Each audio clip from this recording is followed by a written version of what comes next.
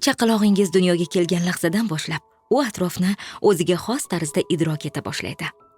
Birinchi oy ham chaqaloq, ham ota-ona uchun moslashish davri hisoblanadi.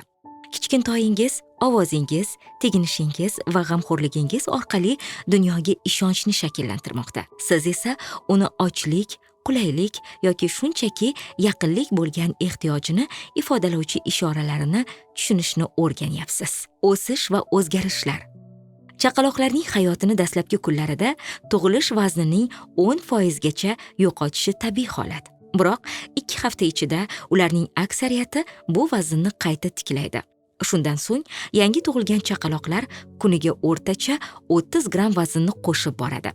Boshqa odatda kuzatiladigan ko'rsatkichlar quyidagilarni o'z ichiga oladi.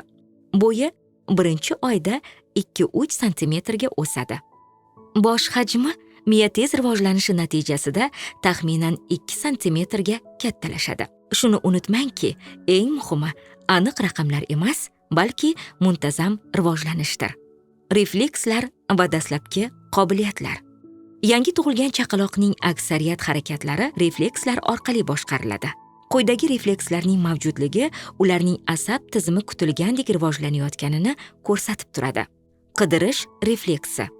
Kichkintoyni yuzini og'ziga yaqin joyini silang va u shu ondayoq boshini shu tomonga burib og'zini ochadi. So'rish refleksi. Agar chaqaloqni tanglayi yoki tiliga teksangiz, u shu ondayoq xuddi so'rayotgandek harakat qila boshlaydi. Moro, cho'chish refleksi. Tovush yoki harakatdan cho'chib ketganda qo'l oyoqlarni beixtiyor cho'zadi. Ushlash refleksi. Qo'lga qo'yilgan buyumni barmoqlari bilan qisadi. Qadam tashlash refleksi. Yuzaga tik qo'yilganda qadam tashlagandek harakatlarini amalga oshiradi. Reflekslardan tashqari, chaqaloqlar quyidagi harakatlarni ham qila oladilar. Qorin bilan yotganda boshini qisqa vaqtga ko'tarish, qo'llarini og'ziga olib borish, yuzga e'tibor qaratish yoki harakatlanayotgan chiroqni kuzatish. Kommunikatsiya va aloqa. Yig'i chaqaloqni asosiy tilidir. Boshida barcha yig'ilar bir xil tuyulishi mumkin, lekin ota-onalar tez orada chaqaloqlarining yig'ilari quyidagi ma'nolarini anglatishini bilib olishlari mumkin. Ochlik yig'isi, haddan tashqari charchoq yig'isi, noqulaylik, ho'l taglik, ichdan bo'lishi, tana harorati yig'isi.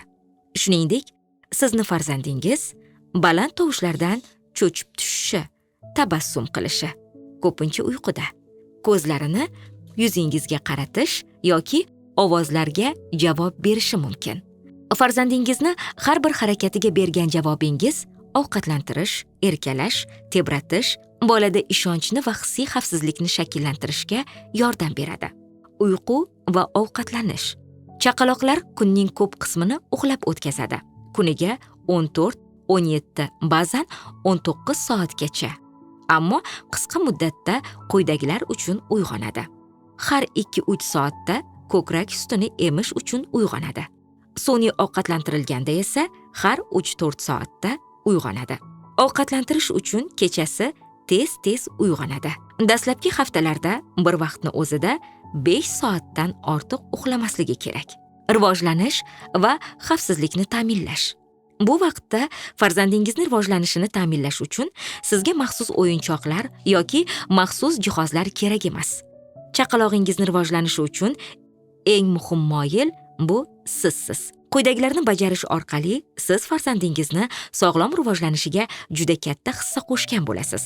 Chaqalog'ingizni yuzini yuzingizga tekkizib, yumshoq ohangda gaplashish, qo'shiq aytish, xirgoyi qilish yoki sekin tebratish, qulaylik va xavfsizlik uchun yo'rgaklash, har kuni qisqa vaqtga qorin bilan yotqizish, chaqaloqni ko'tarib yoki aravachada sayr qilish, darhol mehribonlik va erkalash bilan javob qaytarish.